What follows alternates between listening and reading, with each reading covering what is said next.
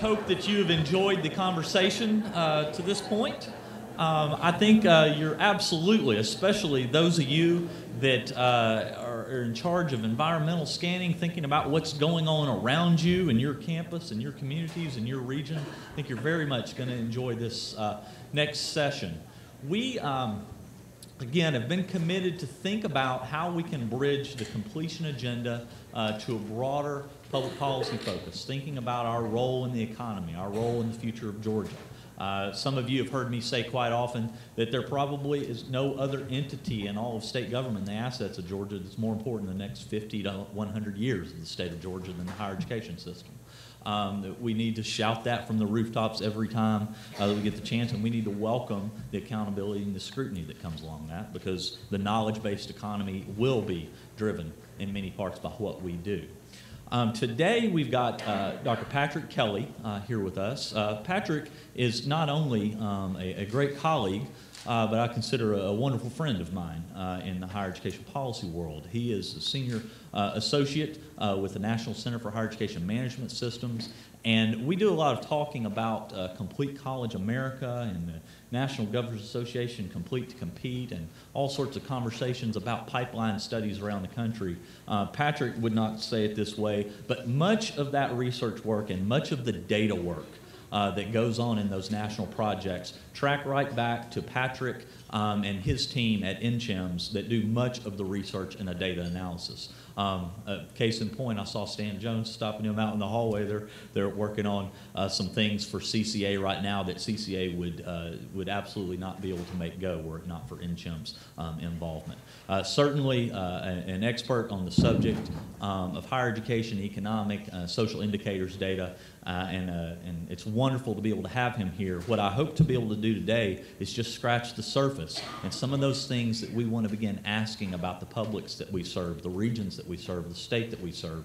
And then, if we like the conversations that we've had about thinking about things from a regional context, perhaps we can take the next step to follow up to these conversations here in February and throughout the coming year. That's another place where we can stretch Complete College Georgia to continue some sub-region activities and continue the conversations in some of the institutional and regional profiles that we can do through Patrick. Patrick, the floor is yours. Thank you for being with us.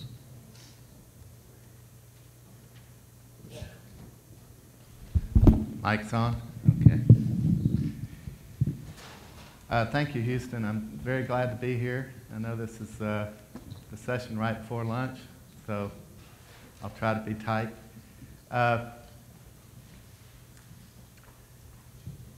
We see a lot of national statistics like this. An adult with a bachelor's degree earns $1 million more than an adult with a high school diploma over a lifetime. We see a lot of national statistics like this from the College Board, from the National Center for Education Statistics. The reality is that picture is very different depending on where you live. It's probably $2 million in Connecticut, $300,000 in North Dakota. Georgia, just above the U.S. average here. These are the difference in annual earnings between a bachelor's degree holder and a high school diploma. If we look at this picture, we see the earnings at the high school level, which are the blue diamonds, the associate's degree level, the red, bachelor's degree, green. Just how different states are from one another.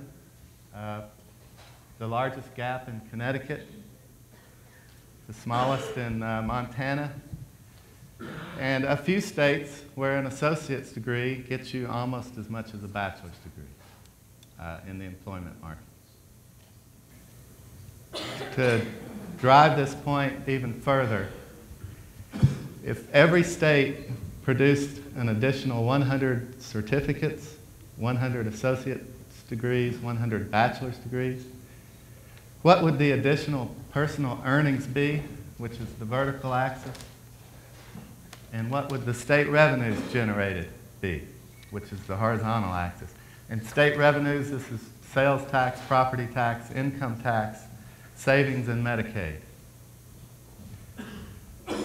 we quickly see how different states are. This chart also may reveal your politics. I'm not promoting tax increases, but if you believe in small government, you want to be in the top left quadrant. Rick Perry is probably happy where he is. Texas. High personal gains, low state gains. If you believe in large government or the effectiveness of government, you want to be in the top right quadrant. High earnings, high state revenues generated. I don't think any state wants to be where Maine is, in the bottom right. Low personal gain, high state gain. Consequently, we've done a model for return on investment. It's out on the NCHIM's website.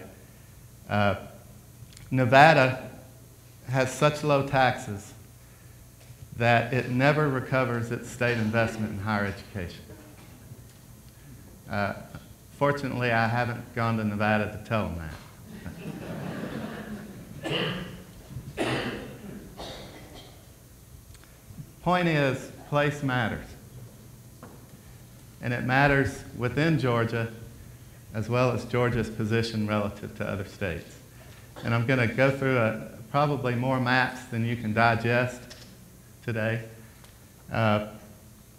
but nonetheless to try to tell a story about the state of Georgia and its regional differences, with a focus primarily on the link between education, workforce development, and economic development, what we call the emerging policy triangle.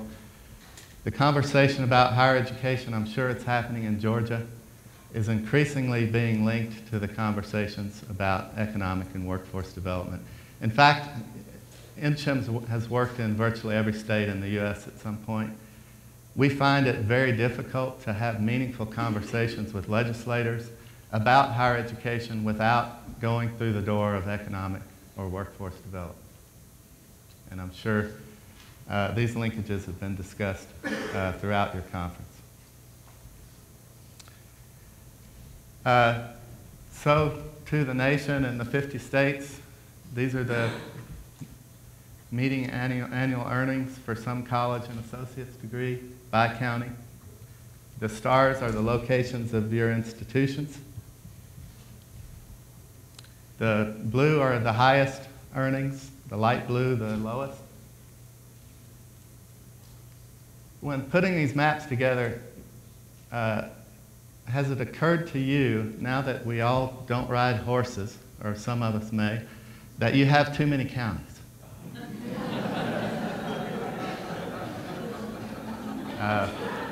I lived in Kentucky for 12 years, and we had 120 counties. You have 158, I think. Only Texas has more. Anyway, it makes for a nice, colorful map, right? The median earnings for bachelor's degree and higher, the Atlanta area. Down south, I guess, Macon, Columbus, Savannah.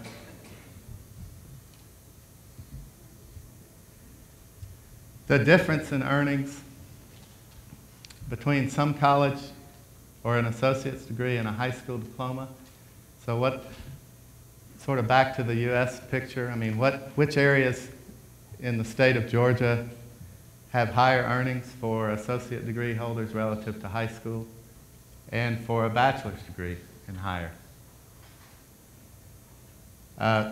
Frankly, there are areas of the state where the gap between college degree holders and high school diploma holders in earnings are much higher than others, as you might imagine. It's typically in urban areas. Educational attainment, percent of adults 18 to 24 with a high school diploma but no college. These are students that are residents that stopped out after high school, never entered college, but are still college age. You can see areas of the state here where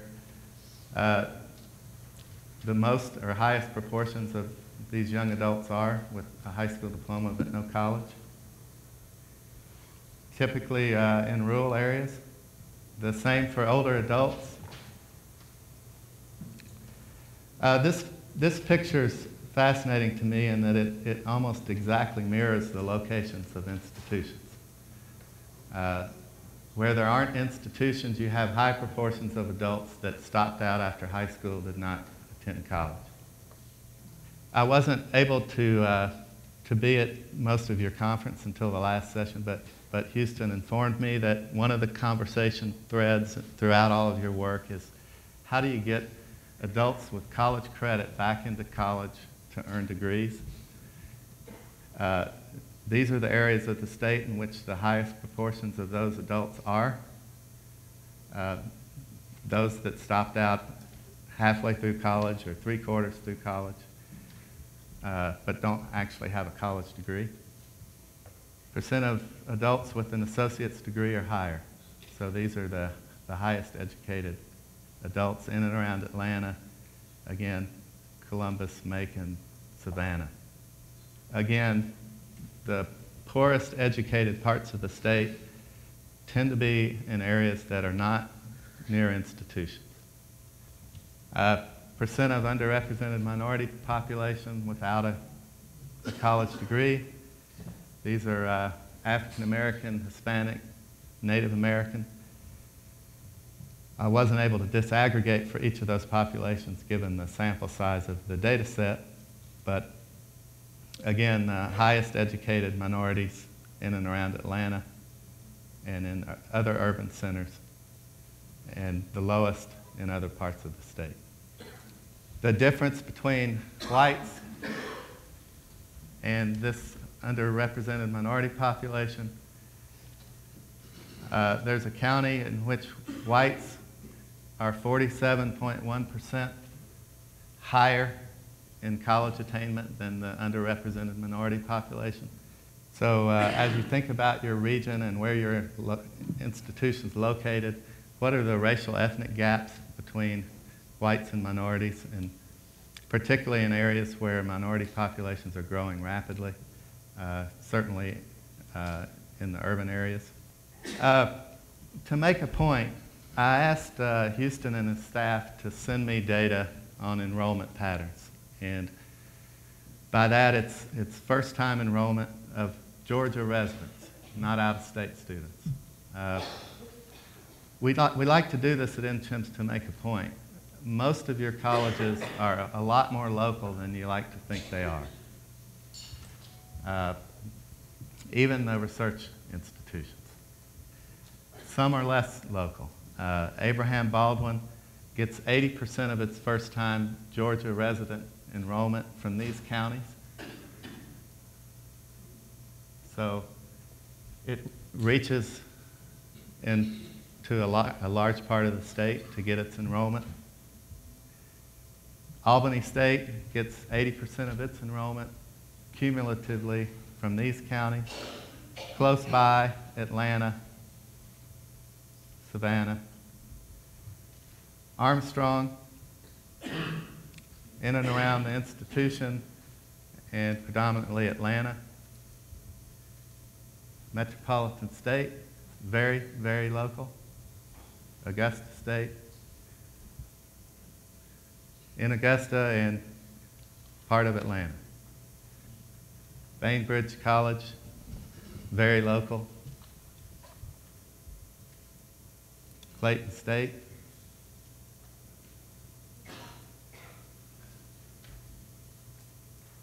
Coastal Georgia, near home, and Atlanta. Columbus State.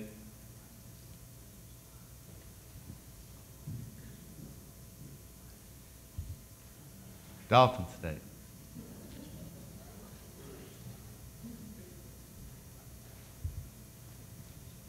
Darton State, a little broader reach around home, and again Atlanta. East Georgia.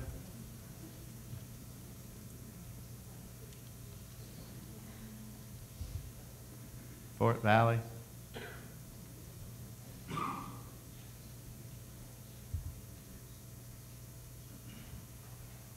Georgia College and State University, mostly Atlanta.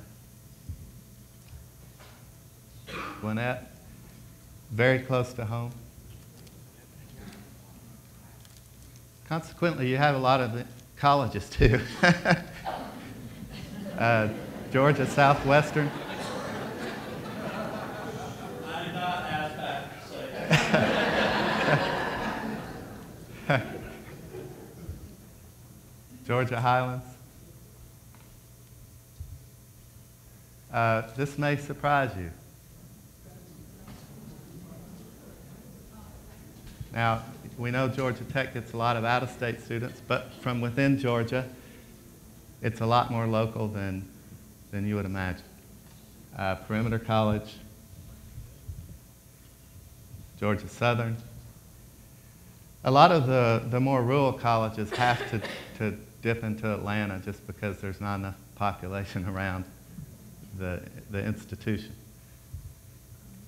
Georgia State, Gainesville, Gordon State, Kennesaw State, Macon, Middle Georgia, North Georgia, Savannah, from Savannah and from Atlanta and a few other counties. Southern, Georgia State, or South Georgia State, UGA. Again, more local than you might realize. West Georgia, Valdosta. Waycross. Your entire system of institutions. It's really where your population centers are. To pause. These patterns are why regional efforts matter. You serve students from particular places. You have particular high schools that are major feeders to your institution. In some of your cases, relatively few. It's not difficult to establish these pathway relationships with the key feeders of your institution. Workforce.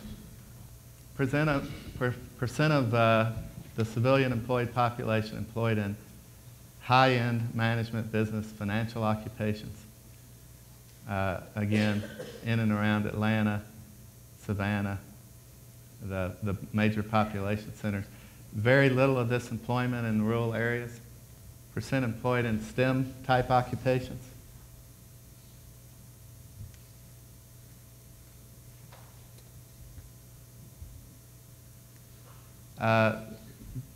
Much of the rural part of the state has high proportions of education occupations. In fact, the same for health. It's not uncommon in any rural part of America that the predominant occupations for college graduates, anyway, are in healthcare and education. Sales and office, these are mid-level, typically college-educated workers. Production and transportation, and low-skilled service occupations.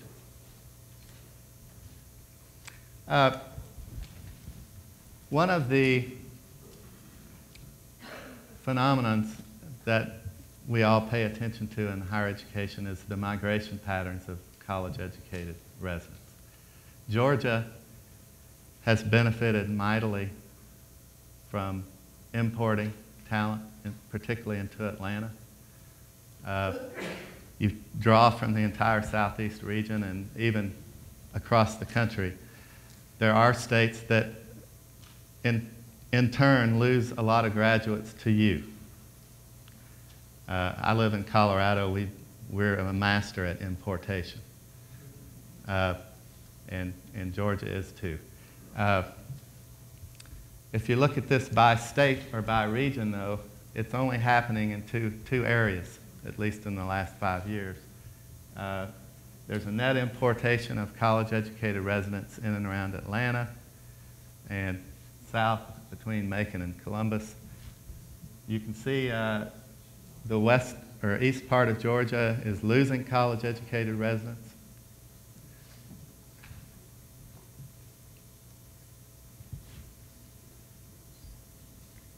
And finally,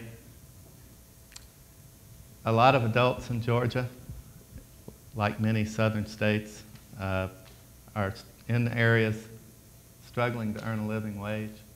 How do we retrain, retool, prepare them for different and better jobs?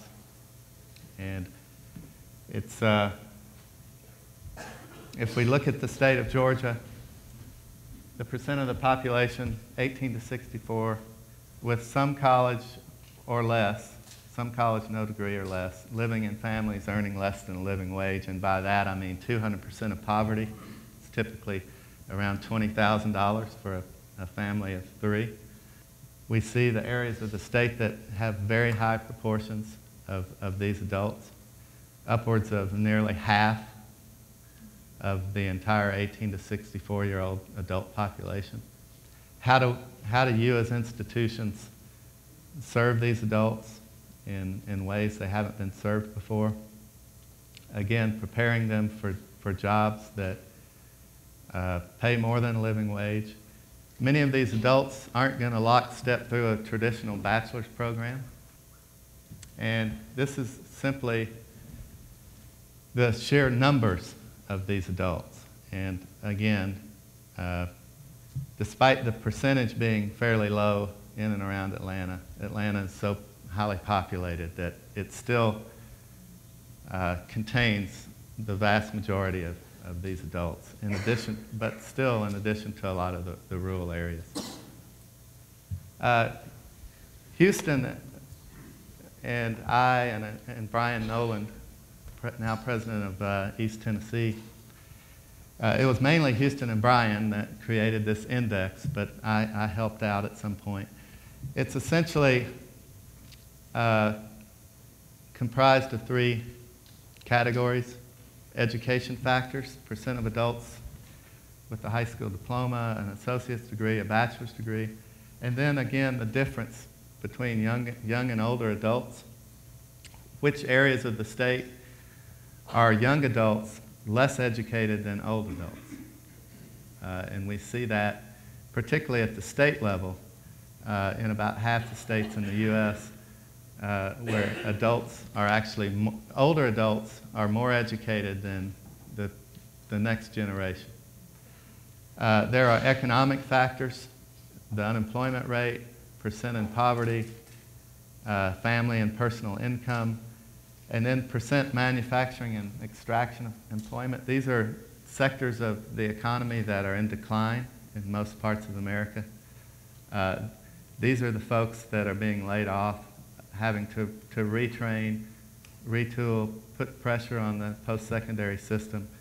And finally, population growth, the young population relative to the old. What areas of the state are growing rapidly and have high percentages of underrepresented minority students. For Georgia, on the education factors, combined, the red areas are the areas of the state that have the highest need, the green the lowest. This pattern pretty much mirrors the educational attainment map that I showed earlier. The economic factors, no surprise. If you look at the cluster on the right, eastern part of the state, that's the part of the state, again, that's losing a lot of its college graduates to either Atlanta or to other states.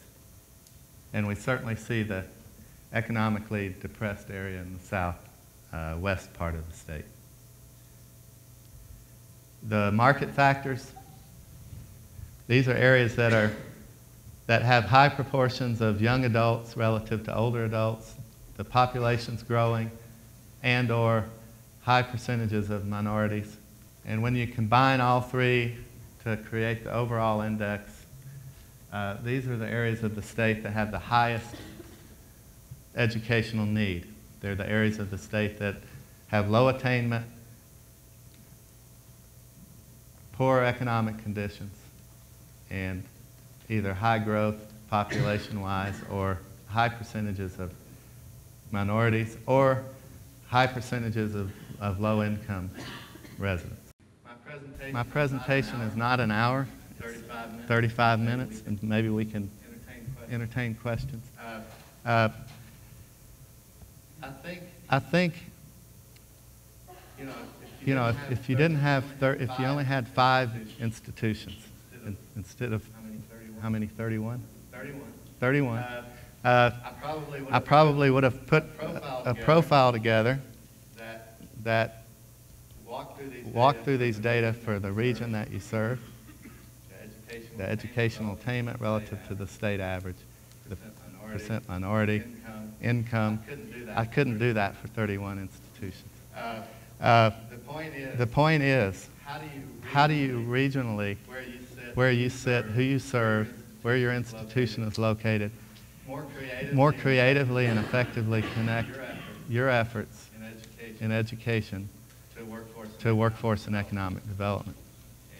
And I'm sure it varies tremendously from institution to institution, how engaged you are with local employers in your region, etc.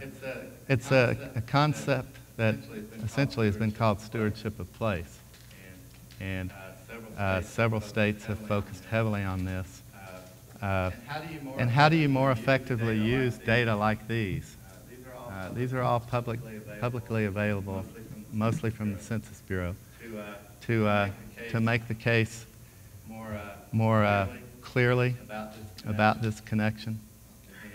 And I will stop there. And if there are any questions about not only this, but about some of the work we've done in other states around these areas. Yeah. We're going to make the PowerPoint available to everybody. We're going to post it out on the CCG website. And we'll also, I guess the attendees list, we'll make sure to send it out.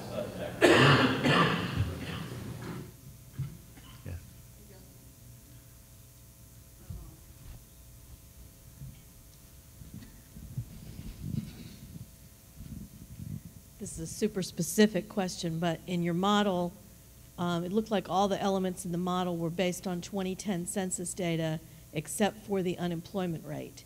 And I didn't know if that was a typo or if there was really a reason why you were using an older unemployment rate.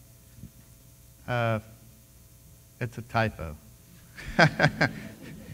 It's all 2010 data.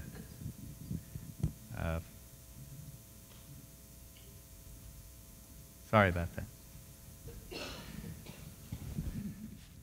Wow.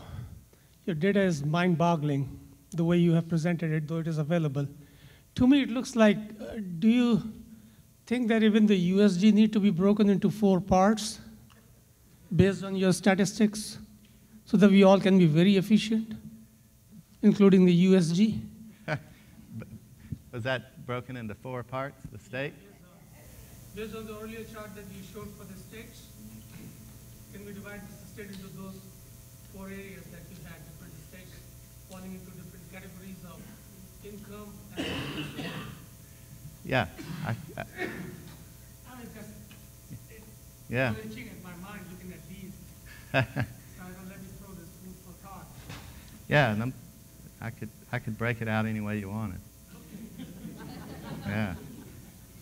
I mean, the reality is Georgia, like a lot of states, is really not a single state. You have very clear regions with very different economic conditions, population conditions. You're more aware of this than me.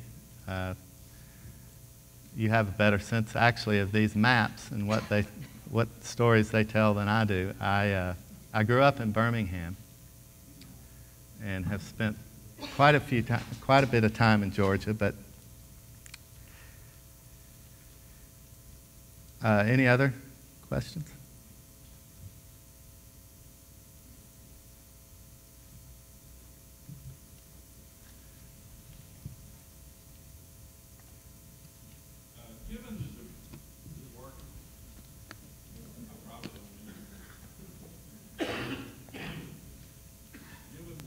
Diversity of what you showed among 31 and now institutions and the patterns of where they draw their students from and the diverse needs of the state.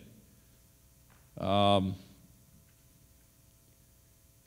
given the fact that you've only shown half of the higher educational effort in the state because the technical college system is not mapped up there.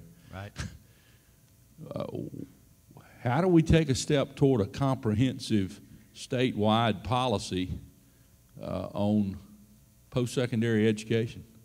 I mean, I can't, it's awful difficult to come up with a plan. I think this goes back to this gentleman's question. How do you have a system plan when you have this much diversity in institution and need? That's a real challenge. You got any suggestions?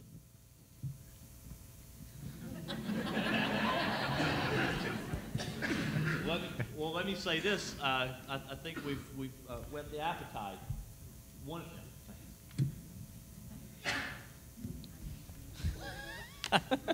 Thank you, Dr. Noble. One of the things that you're exactly correct about, Mr. President, is that we've got to start breaking down the many Georgias within Georgia. And as we're talking about things as broad as complete college Georgia, there's no way to do that in as if a couple of levers that we push and pull are going to affect things uniformly throughout the state. Patrick mentioned the stewardship of place concept. Some of you that are from ASCU institutions in particular, American Association of State Colleges and Universities, may be familiar with stewardship of place, making place matter. That concept is really on breaking down your region as it's defined. Some of you, forget the maps you just saw, you may define yourself as tightly clustered counties or a broad 15, 20, 25 plus county area. But either way, looking at what is it in terms of the assets that you have from a research, teaching, and service standpoint, what are the most pressing needs of the region that you serve? And those can be educational as much as they can be quality of life.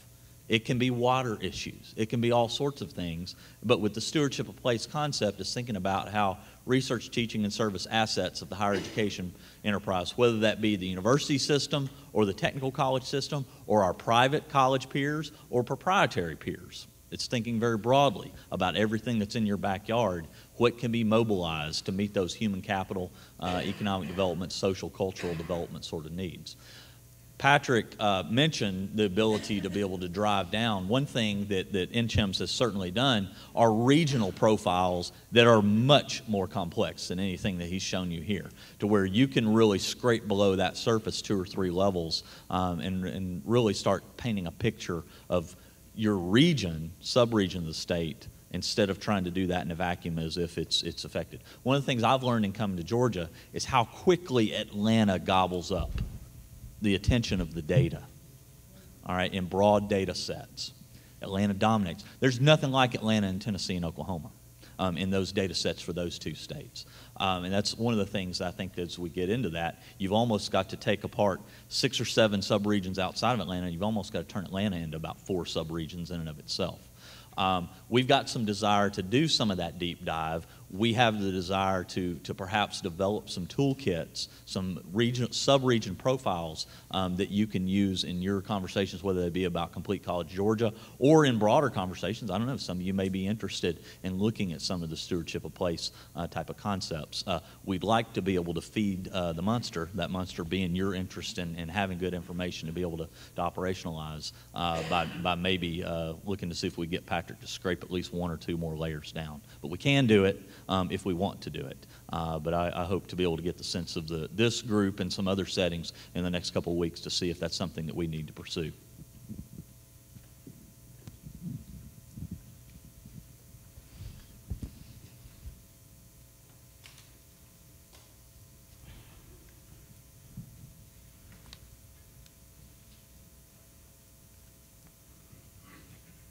So this is sort of a chicken and an egg question.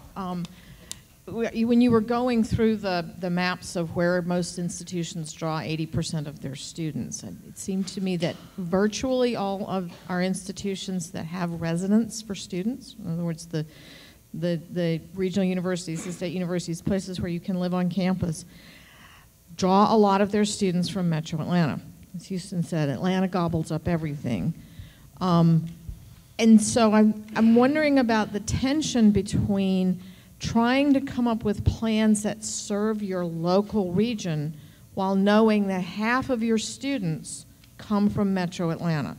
So if you really focus on the stewardship of the place where you are and its needs, you may or may not still be creating an environment that works for the vast majority of the available student population in the state.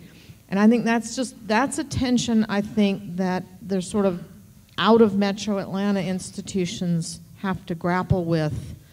And yeah. I'm just wondering if you have any thoughts about how somebody goes about doing that. Well, I look to Houston when I say this.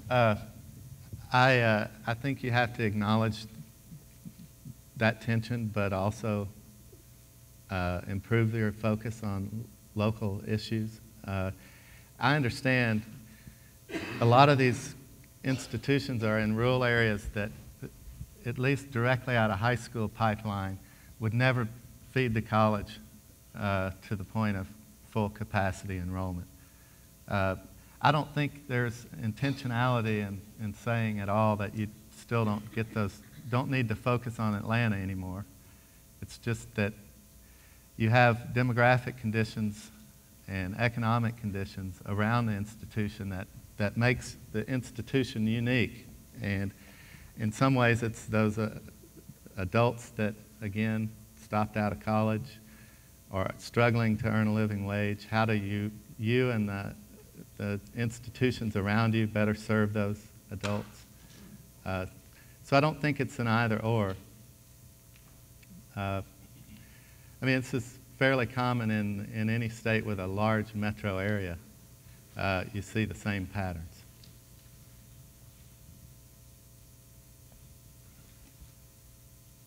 On the new mic running.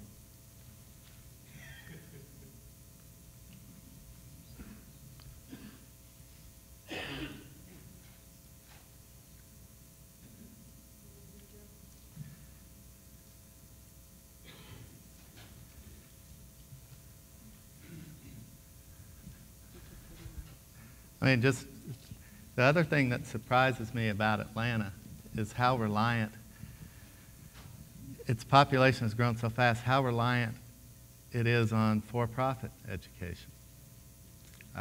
When I look at the data nationally, Atlanta is one of the largest markets in the entire U.S. for for-profit online education. And it's simply the fact that the population has outpaced the capacity of brick and mortar institutions to serve it. So that was, again, sort of eye-opening to me over the last few years. One of the other tensions I think that exists, and particularly it affects resource allocation within an institution, is not shown in the data, but I'm sure you have it, is the percentage of students that come from out of Georgia and then serving that population versus serving the in-state population. That for some institutions that may be as large a tension as the difference between Metro Atlanta and their local area in terms of how you allocate resources to serve that local area while at the same time you're serving these other populations of students. Right, and it's an important revenue source, out-of-state tuition. Frankly, some of the institutions have a lot more capacity to do that than others, and you very well know that.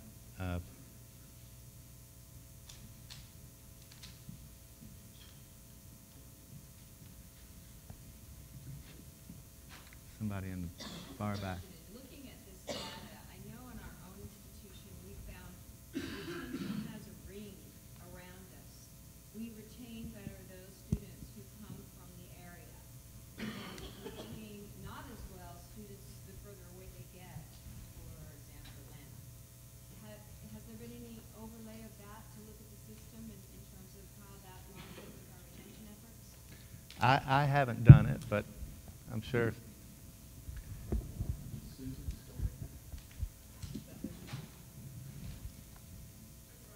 Susan, the question was about retention rates by county of origin. Do you know if we've done any analysis of that in the past? We have taken a look at it, but it's been a long time. We can get that. Yeah. I mean, of course, again, it still depends on the information of the first time freshmen, whatever your cohort is, all first time freshmen or second time freshmen. So, but yeah, we can take a look at it like Is that, just out of curiosity, is that true for out-of-state students as well? I don't know, but Yeah. I think it might say something about what we can do as a system. You know, we're always looking to grow our population going elsewhere, but we might do better to serve the people around us, and that might be something the system wants to look at. Yep. I gave a presentation at our church last night, and I made the comment, there's no such thing as a silly question. I'm going to count on that today. I was following along the model that you developed here. Can you tell us what your intended definition is of the educational needs index? What are you really trying to say with this set of with this pictorial? Essentially, I'll try to answer that, and Houston might have to. He's the original brainchild of this. Essentially, just educational attainment, when we talk about the pressures that colleges face, is not enough of the picture. And essentially, the index was designed to bring together, not only poorly educated areas, but areas that their economic conditions are poor, or there's certain industries that are in decline that employed a large percentage of their workforce. And then finally, the pressures that population growth and underrepresented minorities bring to that as well. So it was really just to bring together the variables that we thought were the most important when you think about educational need. And of course, the three factors separately are combined on this last map. And we did this for the whole U.S. And if you do the U.S. picture by county, by quartile, four separate colors, equal size groups, you'll see a lot of red in the southeast, period. The southeast and the southwest. Essentially undereducated, growing, and relying on certain economies that are in decline. And you see that in the South, you see it in the Southwest. In the Southwest, it's driven by the difference in attainment between whites and minorities. Colorado has the highest gap between whites and minorities in educational attainment of any state in the country. Almost 60% of whites have college degrees. Only 20% or 15% of minorities. So it's these factors that we're trying to bring to the table here.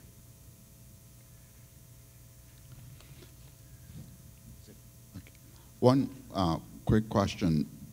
What would your map look like if you had, instead of percentages, if you had used shared numbers? The only one I did like that was this one. In fact, it's important to look at both. And rural areas, while undereducated, still have relatively small numbers. That's not to say you should ignore it, but you need to look at both. I just thought that if I went through 30 more maps, that your eyes would glaze over and you'd fall asleep. So, but certainly if we go down this next path, as Houston mentioned, to put together more detailed data for regions in Georgia, we can include numbers as well as percentages.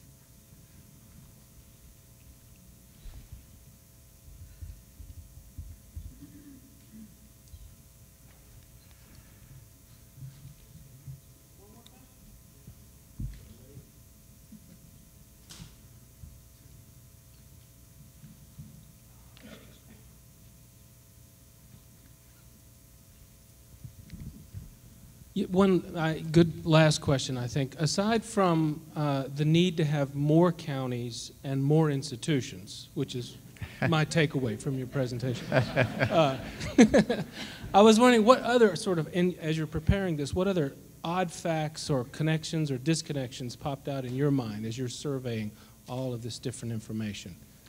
You mentioned the for-profit. That's an interesting connection, and I wonder if there were others. Well, I think it's been touched on. It's rare to me, even in a state like Colorado with Denver in the Front Range, how much Atlanta dominates the demographics in Georgia.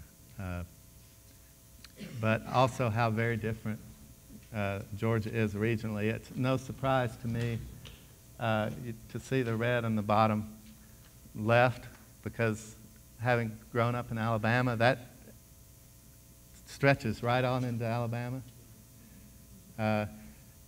Don't need a state border. It's the same demographic conditions, the same economic conditions. And I think if I had shown you the U.S. map for the needs index, you would really see these patterns starkly across the country. But no, I was familiar enough with Georgia that I can't think of any more great surprises. But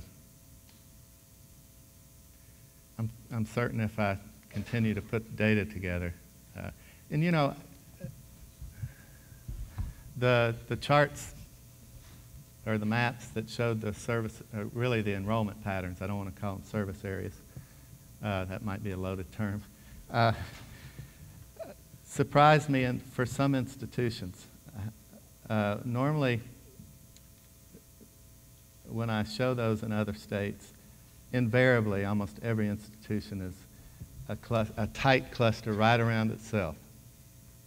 And a lot of institutions feel like they're international or statewide. The reality is they're very local. There were a handful, Valdosta, some others, that were really drawing from all over the state.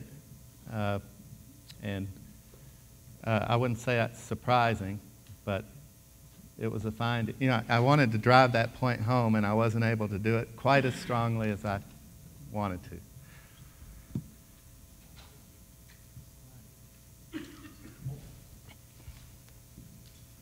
Well, let's take a moment to thank Patrick for taking the time.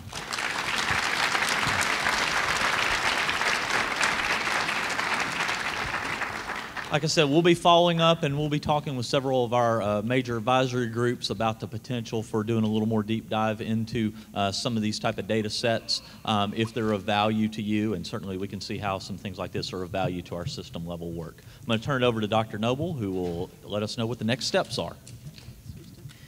Before you leave, just a word. I know you all are getting a little tired, so take a deep breath because what you're about to do is very important to us.